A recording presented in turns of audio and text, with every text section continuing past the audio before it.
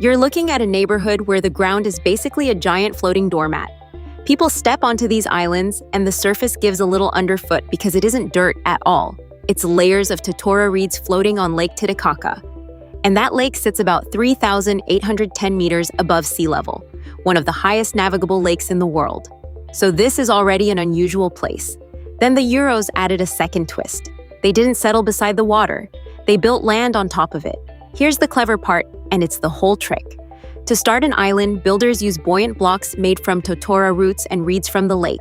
Those blocks get joined into a larger floating base. So before there's an island, there's basically a raft made by the marsh itself. On top of that base, the Uros stack many layers of cut totora reeds, layer after layer after layer. That's what creates the walkable surface. Soft, springy, a little bouncy. Less sidewalk, more mattress with a zip code. That softness is exactly why I think these islands feel less like architecture and more like handmade geography.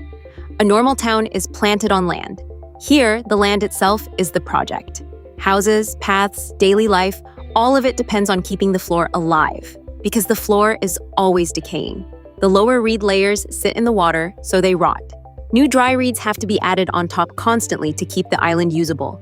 Some descriptions say fresh reeds may be added as often as every few weeks, depending on weather and where. That's the payoff to the opening image.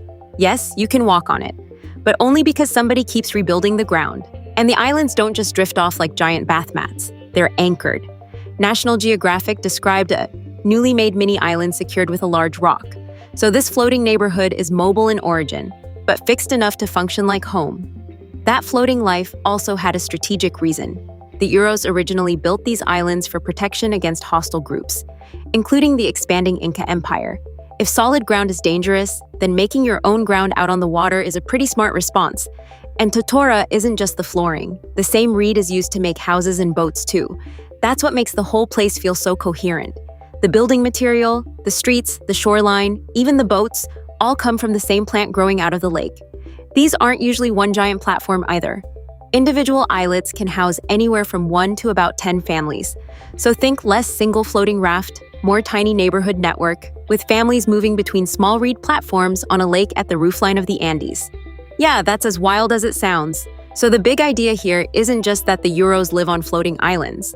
It's that they answered no land by making land, then maintaining it forever. That's a different kind of map.